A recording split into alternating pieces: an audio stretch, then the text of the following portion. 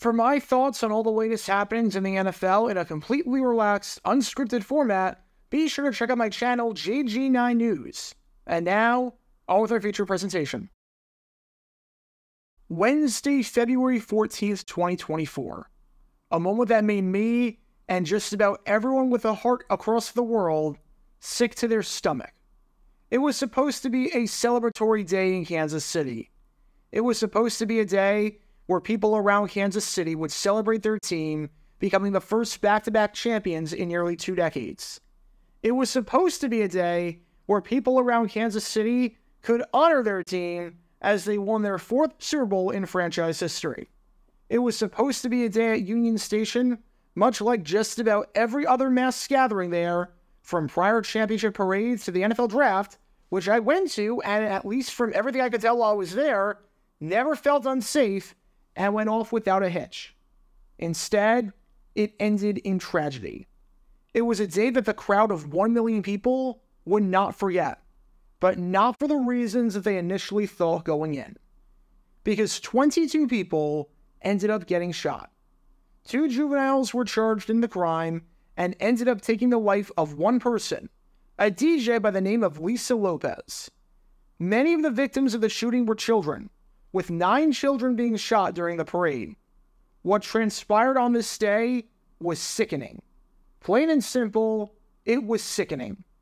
It was yet another mass shooting, and what was supposed to be a fun day and a culmination of a great year and a great season for the team turned into a harsh reminder of where we are today. As a side note, I talked about ESPN's absolutely shameful and despicable coverage of the event. So if you want to learn more about what they did as this shooting was taking place, you can do so by clicking the card in the upper right corner. But the sad part in all of this, I wish I could say that this was the first time something like this happened at a Super Bowl parade, where the parade ended with violence and with people fearing for their lives. I wish I could say that this was the first time in over half a century that something like this occurred at such a mass gathering, but I can't.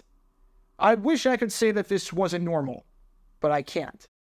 Heck, not that I want to rank the parades or anything like that. I wish I could say that this was the worst parade in Super Bowl history, and that nothing like what we saw on this day in Kansas City has ever happened before, and that this truly was a one-time thing. But I can't. I just can't. Because the absolutely crazy, shameful, and almost unimaginable part about this is that more than 30 years ago, when the Dallas Cowboys won Super Bowl 27, a parade occurred that might have been worse. Seriously, someone lost their life. 22 people were shot, including children. Many went to the hospital. And somehow, because this is just how sick and twisted the world is, this parade actually has competition for being the worst. It's disgusting. It is sickening. There isn't a word in the English language strong enough for what it is. But in light of what happened in Kansas City, let us not forget what happened in Dallas after the Cowboys won their 3rd Super Bowl in franchise history. This should serve as a reminder of everything not to do when planning a parade. Literally every step of the process here was wrong. Every step of the process was done incorrectly, and it led to one of the worst parade disasters, if not the worst parade disaster in American sports history and in NFL history. Because this is the story behind February 9th, 1993, and the disaster down in Dallas.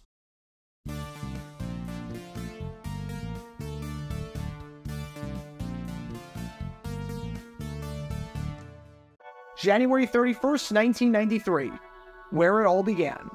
We're at the Rose Bowl for the big game between the Dallas Cowboys and the Buffalo Bills. The stakes for this one are, well, obvious. The winner of this game wins football's ultimate prize, the Vince Lombardi Trophy. The winner of this game gets to call themselves world champions, and can never have that taken away from them. Yes, for Buffalo, this would be a big deal. They had made it to the Super Bowl in each of the past 2 seasons, losing Super Bowl 25 to New York, and losing Super Bowl 26 to Washington. And they were looking to not only win their first Super Bowl in franchise history, but were looking to avoid becoming the first team in NFL history to lose 3 straight Super Bowls. However, for the main team in our story, the Dallas Cowboys, this was a culmination of one of the greatest rebuilding processes of all time. In 1989, this was a team that was 1-15. Now, 3 seasons later, they found themselves 1 game away from the pinnacle. Years of shrewd drafting and trades, most notably the Herschel Walker trade, have resulted in this. Arguably the best team in football, and a team that seems set for years to come. Win this game, and you've got your first Super Bowl in 15 years, when you won Super Bowl 12 over the Denver Broncos during the 1977 season. It's the first time that the Cowboys had made it to the big game since the 1978 season, when they made it to Super Bowl 13. For a lot of people, this was a long time coming. Now, nearly a decade and a half later, they were back, and were 60 minutes away from winning their 3rd title in franchise history. And what we got was one of the most dominant performances ever in the Super Bowl. Because when all was said and done, not only did the Dallas Cowboys win the game to win the championship, but they did it in such a way that it left no doubt in anyone's mind who the best team in football was. They did it in such a way that you wondered if Buffalo even showed up for the game. The Cowboys won the game 52-17, winning it by a whopping 35 points, or 5 possessions. And if it wasn't for Leon Lett showboating on a fumble at the very end of the game, it would have been 59-17, with the Cowboys setting the record held by the San Francisco 49ers at Super Bowl 24 3 years before, for the most points scored by any team at the Super Bowl. The Super Bowl in the late 80s and early 90s was a usually terrible game, with one team, always from the NFC, thoroughly outclassing the other. And this was another shining example of that, minus the Michael Jackson halftime show. Because this game was ugly with a capital U in every sense of the word. The Cowboys won the turnover margin by 8, forcing the Bills to turn it over 9 times. The Bills threw 4 interceptions between Jim Kelly and backup quarterback Frank Reich, and they lost 5 fumbles. The Cowboys led 31-10 near the end of the 3rd quarter and scored the final 21 points of the contest. Future Hall of Famer Thurman Thomas was completely held in check, recording just 19 yards on 11 carries, or less than 2 yards a carry. Meanwhile, on the other side, Emmitt Smith had over 100 yards rushing and a touchdown, and Troy Aikman had arguably the greatest Super Bowl by any quarterback ever, going 22 for 30 with 273 yards, 4 touchdowns, no interceptions, and a passer rating of 140.7. No matter how you want to slice it, and no matter how you want to look at it, this was a dominant performance. It was the kind of win that had people talking and asking, how many more can this team win? Is this the start of a dynasty? They looked that good on this day, and seeing as they enter this game with a 13-3 regular season record, along with the 2nd best offense and the 5th best defense in football, and they cruise through the postseason with double-digit wins in all 3 playoff games, people consider this Cowboys team to be one of the greatest of all time, and the greatest Cowboys team of that 1990s dynasty. And it's really not hard to see why. So with the Cowboys winning the Super Bowl, it was time to celebrate. It was time to do what every other team does, and every other city does when their team wins the big game. Throw a parade. Throw a parade down the streets of the city, let people line up and cheer on the players as they pass by, have the players and coaches give some speeches thanking the fans and hyping them up, and just having a good time. And you would think that Dallas, in particular, would be able to handle this no problem. As you can see right here, they held a massive ticker tape parade saluting the troops in 1991 for Operation Desert Storm, where over 100,000 people showed up. Said Ann T. Strauss, the mayor at the time of that parade, "This is a day we have wanted in Dallas for many months." And they did a great job with it, with the parade going off without a hitch, and other countries from the coalition even sending representatives to participate in the parade. Plus, it's not like this was the Cowboys' first time winning a Super Bowl. They had won 2 before this, with the most recent one being in January of 1978. So much like every other city to ever have a team win the Super Bowl, this should not be a problem. However, the city officials in Dallas resembled the Buffalo Bills offense during the Super Bowl. They had no idea what the heck they were doing.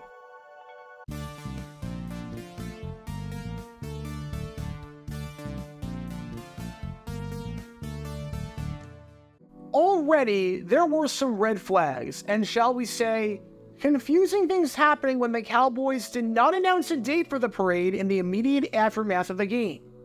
You would think that a date would be announced, and the parade would be held shortly after the team won the game. But that was not the case, because owner Jerry Jones wanted to make sure that all of his players, even those playing in the Pro Bowl a few days later, could participate in the parade. So for the first day, February 1st, and the second day, February 2nd, there was no date announced as to when this parade was going to take place. Everyone was in complete limbo, with the Cowboys and the city of Dallas not revealing anything, or seemingly doing anything, for that matter. Now you might be thinking that this is common practice, especially back then when people played in the Pro Bowl after playing in the Super Bowl. Remember that back then the Pro Bowl was held 1 week after the big game. However, it was not common practice. The common thing for every NFL team to do right after winning the Super Bowl was to throw the parade shortly after. Take Washington, when they won Super Bowl 26 over the Buffalo Bills. That was the most recent parade to take place prior to Super Bowl 27. That game, which you can learn more about by clicking the card in the upper right corner, took place on January 26, 1992. The parade occurred in D.C. 2 days later on January 28th. Now, there was no parade for the New York Giants after they won Super Bowl 25 due to the Gulf War, due to security issues, and due to the fact they would seem insensitive and inappropriate in the eyes of city officials. However, prior to that, at Super Bowl 24, when the San Francisco 49ers won over the Denver Broncos, that game took place on January 28, 1990. The parade occurred 1 day later on January 29th. Not even 24 hours after the Niners were world champions, they were already celebrating in the streets of the Bay Area. And the same thing happened the year before at Super Bowl 23.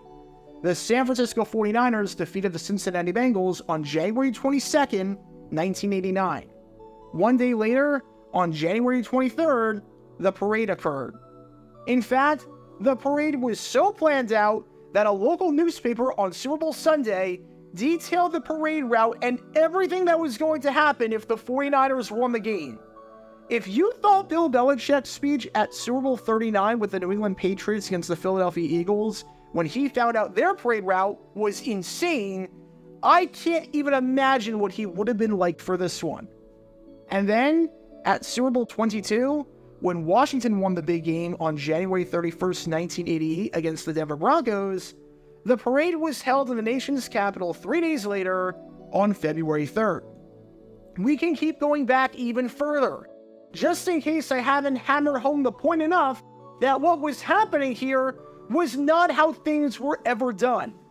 At Super Bowl 21 on January 25th, 1987, when the New York Giants defeated the Denver Broncos, there was a giant controversy about where exactly the parade or celebration was going to be held, and whether it was going to be in New York or New Jersey.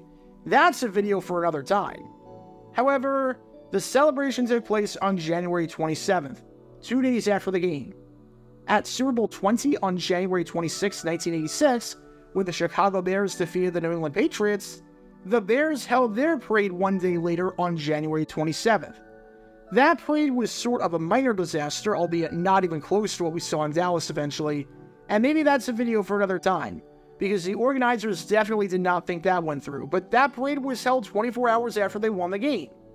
At Super Bowl 19 on January 20th, 1985, when the San Francisco 49ers defeated the Miami Dolphins, the 49ers held their parade in front of 500,000 people 1 day later on January 21st.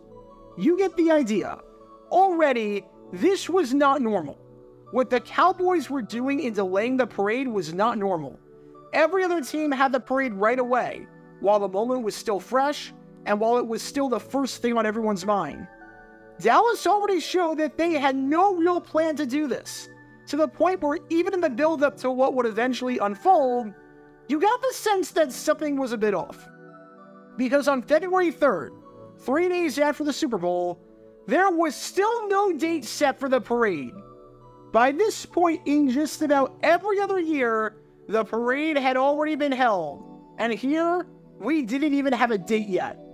Said Cowboys Public Relations Director Rich Dalrymple, hopefully, we will be able to have some definite details later this week. Owner Jerry Jones has made it clear that he would like to involve our players who are participating in the Pro Bowl in any formal celebration. Hopefully have some definite details. What are you talking about? Again, this is crazy, seeing as the Pro Bowl was always held in Hawaii the week after the Super Bowl. So this should not have been an obstacle in the slightest bit if this is what the holdup was. But it was for the Cowboys, and even if it was an obstacle, because the Pro Bowl has a set date, you would think that they would announce a set date for the parade. But nope, everything was up in the air. Finally, on February 4th, a whopping 4 days after the Super Bowl, the city of Dallas and the Cowboys announced when the parade was going to be. Everything was set to hold a parade on Tuesday, February 9th, a week and a half after the Super Bowl, making this what had to be the latest Super Bowl parade of all time.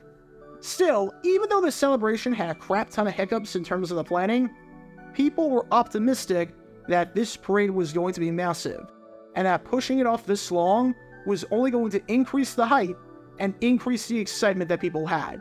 It was going to be worth it. Said Neil Barfield of the Dallas Convention and Visitors Bureau, the point is to make the New York ticker tape parades pale in comparison. Everyone feels the same way about it. There is no divisiveness on that issue. Now, as is the case every year, there were some complaints that the parade was going to be held on a weekday, seeing as kids would either have to miss the parade or miss school, even though, number one, just about every single Super Bowl parade has been held on a weekday, so it's not like the Cowboys were doing anything different. And number two, no matter what day you picked, people would complain. But I should note that these complaints were loud and were from prominent people. Al Lipscomb was a councilman who was furious about the news, saying, "We think it was short-sighted to hold it during the week. If it is held during the week, it would be adverse to the school system. There comes a time when the players are going to have to show some commitment to the fans." Another council member by the name of Domingo Garcia got the support of 5 other councilmen and said, "You're going to have a lot of broken hearts. Ultimately, the thousands of students and the fans who will be working on Tuesday and can't make it downtown, they're the ones who pay those 6- and 7-figure salaries. They were all part of the Cowboys' success. I realize it would be inconvenient for the Cowboys to change it, but these fans should be considered too." Keep in mind that fans are going to be inconvenienced either way. There's going to be people that are working on Saturday. I can guarantee you that 5- and 6-year-olds are not paying those salaries. And keep in mind that the Cowboys could not hold it any later, because by that point, the team was going to be traveling to Indianapolis to look at guys for the NFL Combine and get ready for the 1993 season. They put themselves in a pickle by putting the parade this late. Again, every year, you get complaints from people saying that the parade shouldn't be on a weekday. It doesn't matter what year or what city it's in. But the Cowboys parade was, by far, the loudest of such complaints, and from the most prominent people. Because it seemed at this point like no one wanted the parade.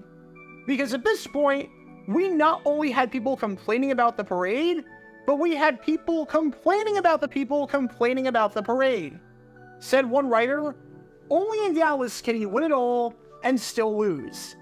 Even with a new generation of Cowboys fans, it remains a God-given right for this group to lead the league in one area: whining. As sure as there is a hole in the roof, the NFL's best whiners among all fandom come wrapped in royal blue and metallic silver. Name one other place in the football world where something as stupid as the date of a parade could spoil 52-17 for so many. Whine, whine, whine." Another writer was livid about just how badly this entire situation was bungled, saying, "I know Dallas is out of practice at this Super Bowl thing, but you're supposed to go on a rampage and send the city into total chaos over winning the championship, not over booking the victory parade. Get real. The Cowboys can't parade next weekend. Some players will have gone home or be on book vacations, and Coach Jenny Johnson and his staff will be off up north scouting new players. So maybe we can have this same problem next year. And yeah, when you think about it, it's actually kind of impressive. This is supposed to be the easy part. This is the foregone conclusion. The parade is supposed to be the culmination of everything, and the part that's second nature that just happens and you don't think twice about it. It's not supposed to be the hardest part of the entire thing. It's like the SpongeBob episode where he becomes a master at fine dining, and then all he has to do is say his name, and he completely crumbles. But whatever, the parade was finally on, and it finally had a date, Tuesday, February 9th. Now, it was time to get people to help out with the parade, and the city was counting on some volunteers to help be a part of the festivities. And so, when 200 volunteers showed up on Saturday, February 6th to find out how they could help, they thought that they would be throwing confetti and meeting the players and whatnot, because that's what the advertisements seemed to suggest. Instead, they were incredibly misleading. They were the most blatant case of false advertising since the never-ending story and the all-you-can-eat buffet at the Flying Dutchman. Because these volunteers would not be doing any of that. Instead, they were going to be there sweeping out trash, keeping the streets clean, disassembling barriers, and not only would they not get any autographs or any chances to meet the players, but they wouldn't even so much as get free parking. So they would have to pay to be a part of the parade, of which they'd see none of it and would just be spending it picking up trash. Many of the 200 volunteers quickly dispersed after that due to the misleading advertising, leaving Dallas officials with just a handful of volunteers for what was set to be the biggest celebration in the city's history. Said Allie Chandler, a 39-year-old Arlington resident who wanted to be a part of this but had second thoughts after finding out that she was lied to, "We wanted some glamour. We found out this isn't glamorous." Another person, a 39-year-old Arlington resident named Connie McCollum, said on this, "We thought we'd be here to throw confetti, maybe some streamers. Reality has hit us. We might just come early and watch, relax and enjoy." Finally, the moment of truth came. Finally, February 9th hit. After all the hiccups, after the controversy over the date of the parade, the timing of the parade, and the responsibilities of those involved in the parade, the Cowboys were going to be honored for winning Super Bowl 27. About time. But it's always a good sign when the day of the parade, you had city officials and planners publicly stressed about how this could be a nightmare and how they might completely butcher this. Said Chris Luna, a city council member, "It's going to be a nightmare on Commerce Street." That's a good sign. And Luna added on that, "Getting this many people in and out of downtown will be a challenge. Parking, traffic, rerouting, buses, the whole transportation aspect, I think is the toughest." Alright, so that boils down to, quite literally, everything. The toughest part about this parade is everything. It's like if I ask a kid what the toughest part of school is, and they say English, math, social studies, science, making friends, doing homework, studying, getting involved, and getting to class on time. That's probably not a good sign. Also not a good sign when Luna said that this was his first parade and he didn't have much time to prepare. You heard that here, folks. Despite the fact that the Cowboys were a top 2 seed in the NFC, despite the fact that they entered the season as one of the favorites to win the Super Bowl, and despite the fact that the parade was held over a week after they won the game, which was an insanely long way off compared to every other team in city, Luna didn't have enough time to prepare. Unbelievable. I'm actually astounded at the level of incompetence here. Like, how much more time do you need? And Luna was expecting 200,000 people to show up, with a mere 200 security guards there. For some perspective, I found this agreement for the Buffalo Bills and Highmark Stadium, and it requires a minimum average of 115 police officers per home game. A Bills game draws 70,000 people, and that is a confined area where everyone entering is checked beforehand. This parade in Dallas? 200 security guards across an entire parade route spanning over a mile. I'm sure you might be able to see how that could be a problem, because the ratios are very, very off. By this point, I think we very clearly established the fact that in planning this parade, no one, not a single person, had any idea as to what they were actually doing, and that if any parade was going to be an unmitigated disaster that was going to be anything but a celebration of the team that just won the Super Bowl, it was going to be this one. Oh man, it was going to be this one. But no one, not a single person, could have expected just how bad this parade would go.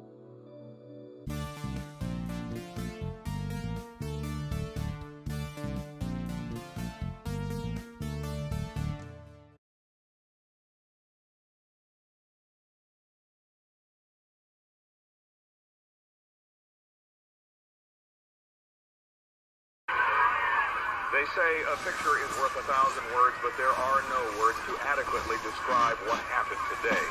What was supposed to be a Cowboys celebration, the greatest hour for loyal fans, turned to chaos when violence erupted in downtown Dallas. Fighting broke out among roving bands of teenagers.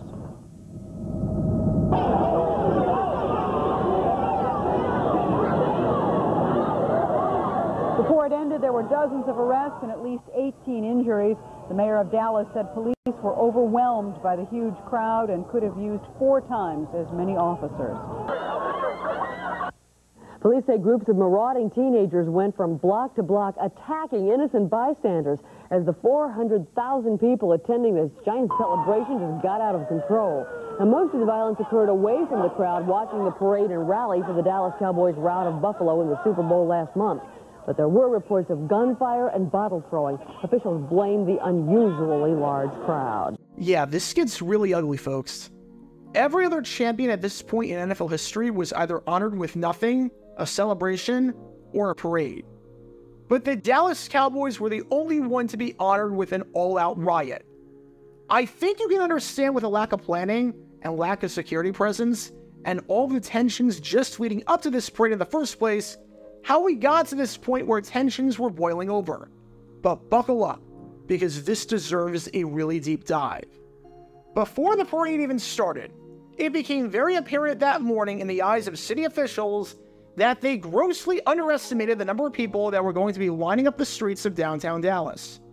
Many people expected 100,000 people to be there for the festivities. On the highest end, you were looking at 200,000 people. There was no estimate anywhere that I could find where any city official predicted a crowd larger than 250,000. Well, on this day, you had a whopping 400,000 fans in attendance. 400,000, or more than double what Luna thought, and more than 4 times what some other people thought. Almost immediately, instead of 200 policemen being there, the number rose to 460, which is still not a lot of officers.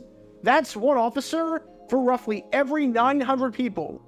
Again, if we do the ratios of what the Bills have at their home games, in a confined environment where there is no moving around, where you can't enter and leave, and where you can't bring things in, on average, they have 1 officer for every 600 people. This is a 400,000 person event. They did not have the manpower to handle this. Said Mayor Steve Bartlett, the city had several hundred tactical officers there.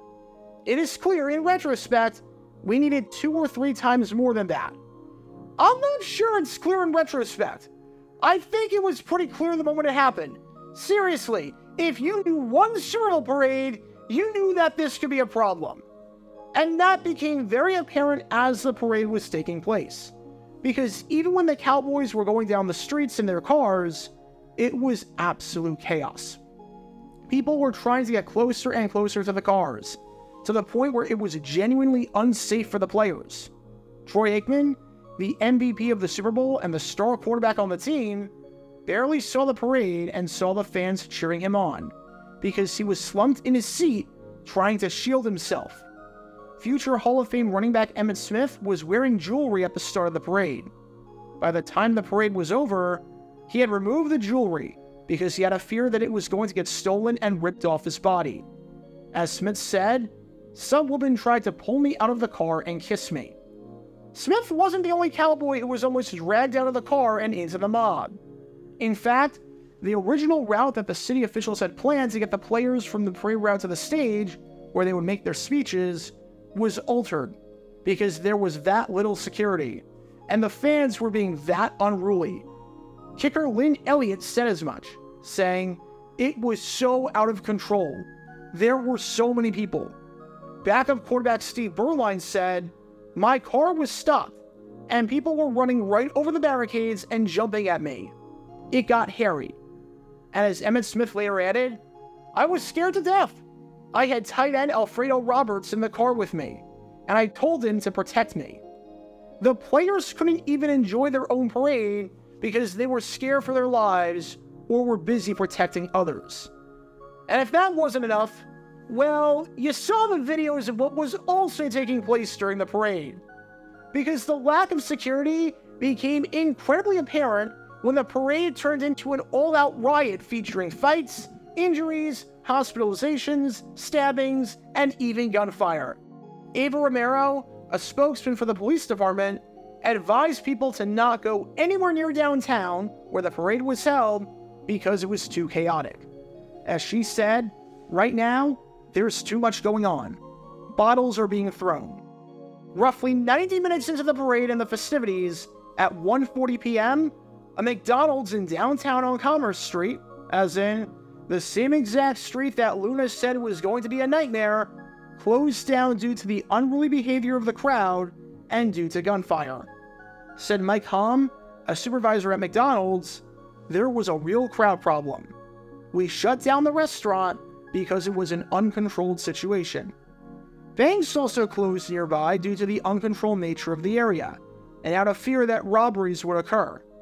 And remember what I said about gunfire playing a prominent part in this parade? People who were there to celebrate were now fearing for their lives and were huddling in nearby stores just to get off the streets and avoid being shot at.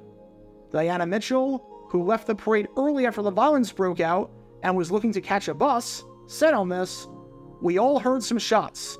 I heard one shot right here on Commerce, and heard another one just down the street." Danette Johnson, who went to the parade with Mitchell, echoed those thoughts, saying, "It was chaos. There were bottles flying around and people climbing on top of buses." And for those who were unable to get off the streets and into nearby stores, they were beaten up for no reason. Mob mentality at its finest.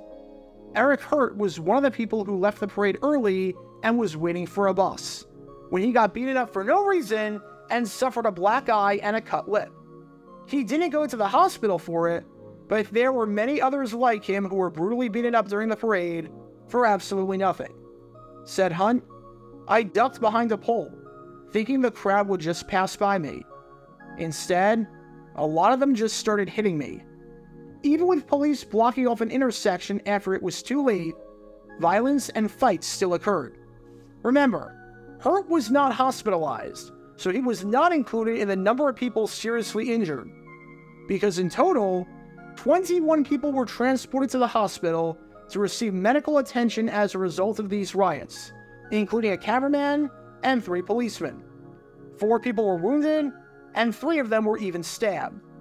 This isn't even factoring in the car that was engulfed in flames and was set on fire, the windows that were smashed, and the businesses, including a liquor store, that had things stolen from them due to looting.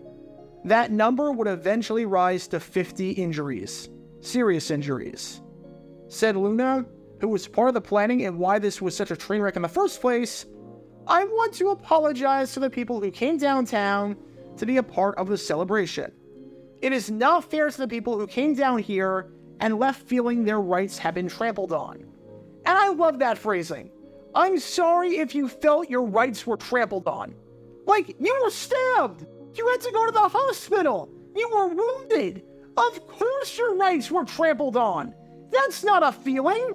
That's pretty clear cut and dry! This isn't an event happening and you have to wonder, how does that make you feel? I'm sorry if you feel that way.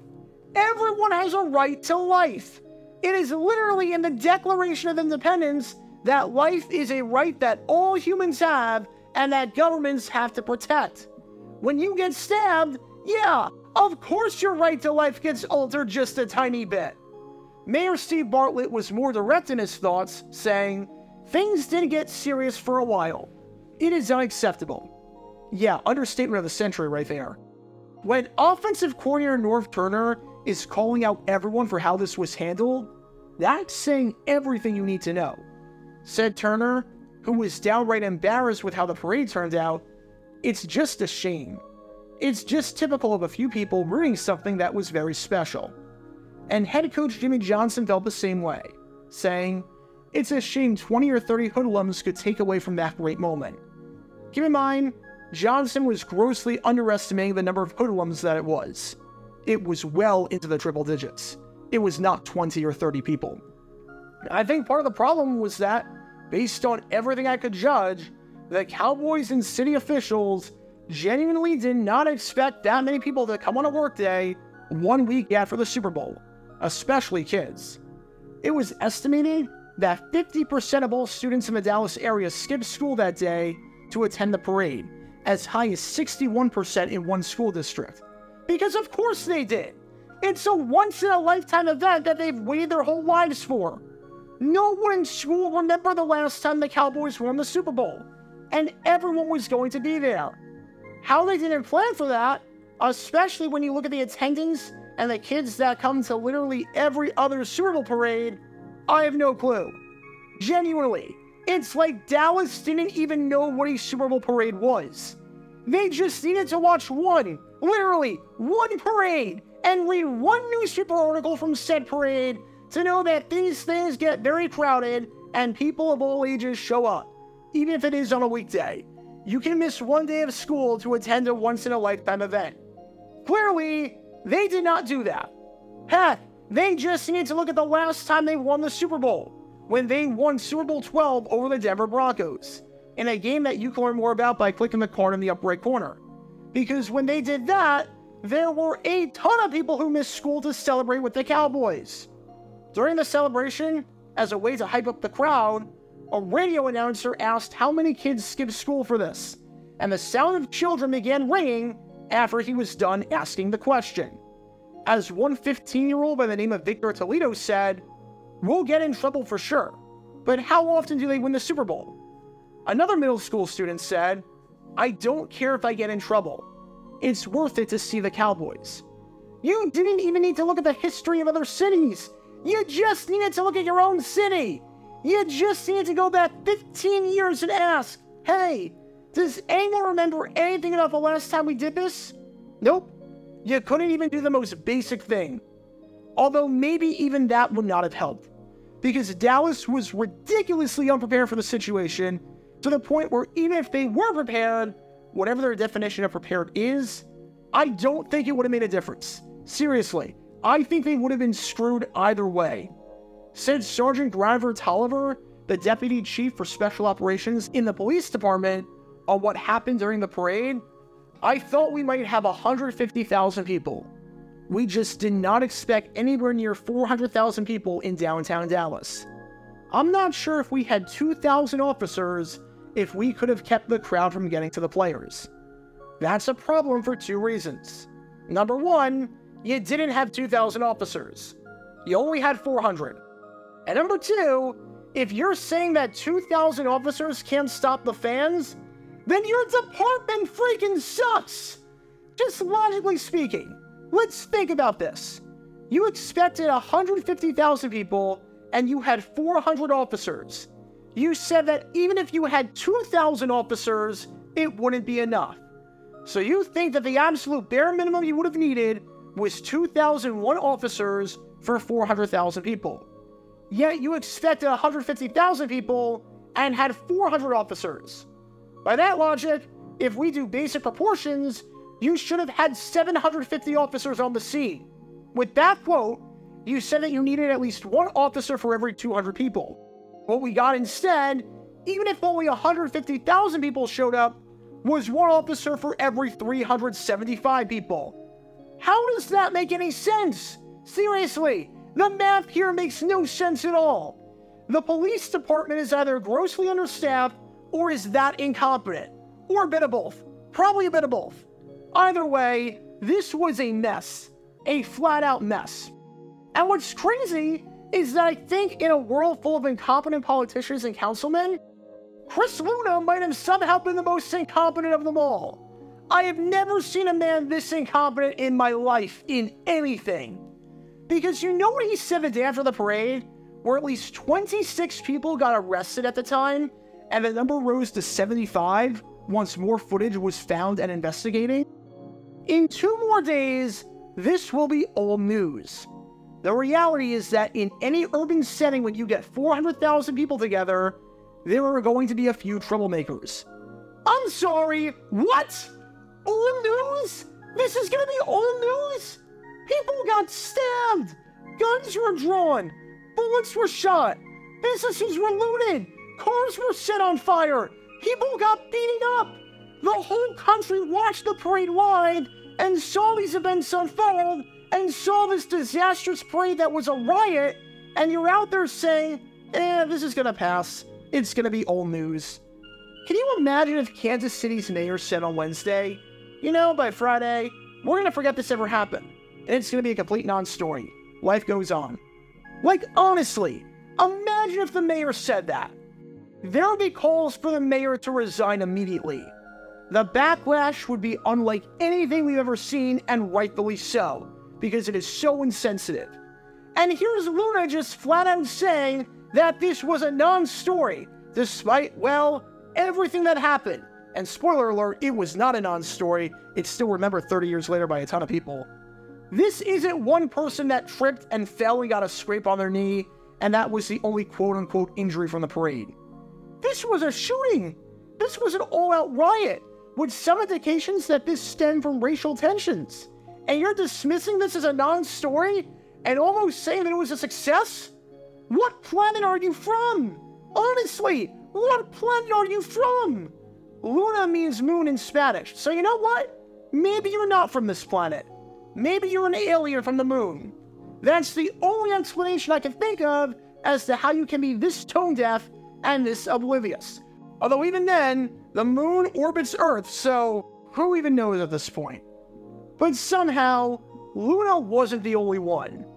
Because Bill Rathburn, the outgoing police chief in Dallas, also said that this wasn't a big deal, saying, I think that most of you have this whole thing out of perspective. We have serious crimes every day in the city of Dallas. Nobody seems to get too excited about it, but just because it occurred in the context of a parade, the media seems to be in a feeding frenzy on it. I mean, yeah, usually when you have a joyous parade that goes off without a hitch everywhere else, and people turn on their TV and see hundreds of people fighting each other, and women being kicked in the head while they lay helplessly on the ground, and you hear gunfire, it's going to draw attention. I'm not sure what your point is, Bill. I don't know what your point is. Then again, Rathburn also flat out said that his department did not have an adequate plan for that kind of crowd, which should not come as a shock to anyone who's paid attention for even 30 seconds of this video. Just out of curiosity, Rathburn was outgoing. Why was he outgoing? What was he going to do next? What was the next big sporting event that he would be in charge of security for? Oh my god, that makes sense now. Seriously? Atlanta still wanted him to do security there after his department completely botched the security at this parade? I don't even know what to say to that. I'm genuinely speechless. Somehow, history just made a lot more sense.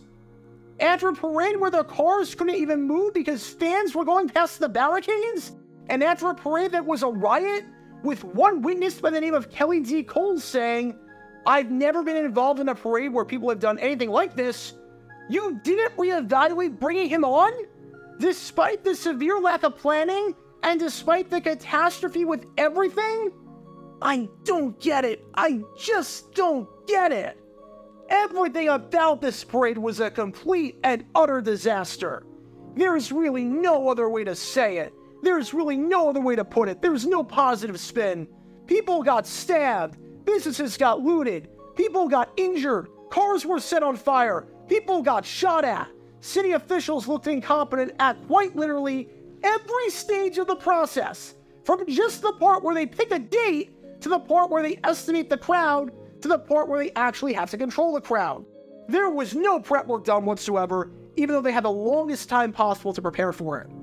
There's a reason that this parade is still talked about more than 3 decades later for just how much of a disaster it was. And there's a reason that it is widely regarded to this day as the most disastrous Super Bowl parade of all time, and the ugliest one of all time. But the sad part? This was far from the last time something like this would happen at the parade. Unfortunately, as we've learned, this has become an all too common occurrence.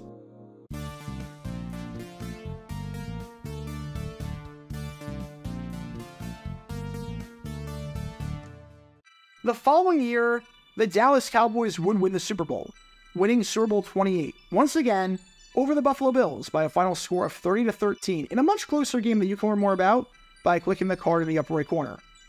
For the second straight year, and for the 4th time in franchise history, the Cowboys were world champions.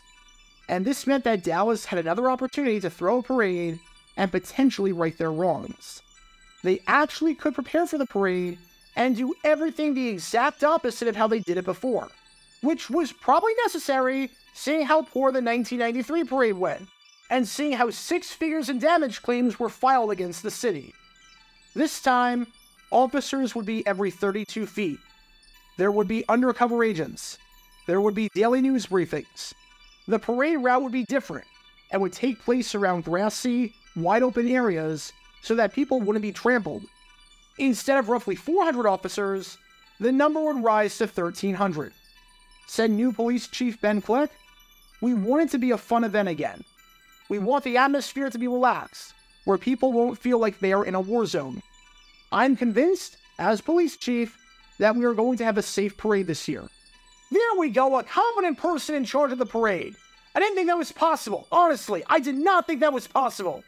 And sure enough, because they planned this time, the parade went smoothly and went off without a hitch, with reports describing the parade as peaceful, and with the only people getting arrested being for drug possession. Arrest-wise, it was roughly the same number as a typical day downtown. Mission accomplished. Dallas threw a safe parade that didn't resemble the streets of Los Angeles in 1992. Gold stars all around. But unfortunately, we've seen far too many stories of disaster striking at a victory parade. It's not just what happened in Dallas in 1993, although that was the most noteworthy and infamous of the bunch, prior to what transpired in Kansas City earlier this week if you're watching as of this video. In 2013, the Baltimore Ravens won their 2nd Super Bowl in franchise history, defeating the San Francisco 49ers in the big game. During the parade, a 15-year-old was stabbed to death, with 16-year-old Nazir Williams stabbing the child, Deontay Smith. Coincidentally, much like the Cowboys' 1993 parade, this occurred right outside of McDonald's on the parade route. Williams was in jail for 1 year and 7 months before being released due to a mistrial. In 2004, when the New England Patriots won Super Bowl 38 after defeating the Carolina Panthers to win their 2nd title in franchise history, 87 people were treated by medical personnel, with 37 people having to be transported to the hospital after fistfights broke out and after bottles were being thrown. Much like the Dallas parade from 1993, teenagers were viewed as the main culprit for this.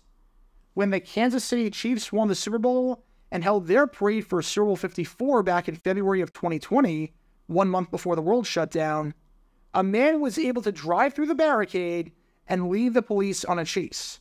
Fortunately, the car didn't drive off into the crowd and kill anyone. In 2018, after the Philadelphia Eagles won their 1st Super Bowl in franchise history, 2 people at the parade got stabbed. Even in 2016, when the Denver Broncos won their 3rd Super Bowl in franchise history after winning Super Bowl 50 over the Carolina Panthers, when only 1 person got arrested, that person got arrested for showing a weapon. Who knows what they could have done with the weapon? And in the NBA, in 2019, when the Toronto Raptors won their 1st championship ever after defeating the Golden State Warriors, 4 people were shot. The sad reality is that Super Bowl parades where violent acts break out and where brawls and riots occur and where shootings or threats of shooting can occur are far too common. And it's especially sad because a Super Bowl parade is supposed to be a celebration. One of the beauties of sports is that it brings people of all backgrounds together for a common cause. It doesn't matter what nationality you are, what the color of your skin is, what your economic status is, what you believe in, who you support, what you do, or anything along those lines. You could know nothing about that person, or you could know everything about them and despise them. And for that day, as long as they are wearing your team's colors, they are your brother. They are your close friend. You want them to be just as happy as you are. It's a unifying moment, and too often, these parades are becoming anything but that. Too often, we hear about stories like what happened in Dallas in 1993 and what happened in Kansas City the other day. Too often, these celebratory events turn into a reality check. Too often, we see people going to a parade healthy and leaving with scars, with serious injuries, or in some cases, not even leaving at all, not making it back home alive. So I guess the question is this: now what? This isn't a unique problem to the year 2024. Heck, as we saw with the Raptors in 2019 up north, this isn't even a unique problem to the United States of America. What is the future of victory parades for championships? Because the fact that the Cowboys parade of 1993 might not even be the worst parade anymore, not that we should ever be in a spot to actually rank these parades, is insane. I don't know where we go from here. I honestly don't. I don't know what the next Super Bowl parade looks like. Because obviously, as we saw with Dallas the following year, and as we saw with Denver in the 1990s, you can absolutely throw these parades and have it be completely safe and be a celebratory moment. But those seem to be the exception to the rule rather than the actual rule. Either way, the Dallas parade in 1993 will live on in infamy.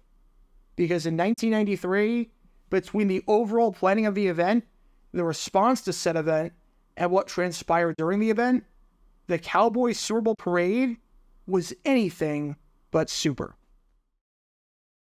Get your official Jaguar Gear 9 merchandise by going to jj9shop.com, and be sure to like and subscribe, as it really helps the channel out a lot. Join me every Wednesday night where we'll play NFL Trivia for cash prizes at 9 p.m. Eastern over on Twitch. To learn more about the history of college football, subscribe to Jaguar Gator 8. To learn more about the history of Major League Baseball, subscribe to Jaguar Gator 7. Also, special thanks to all of our Patreon supporters for helping out the channel. Your support is greatly appreciated. See how you can become a patron and request future video topics in the description below.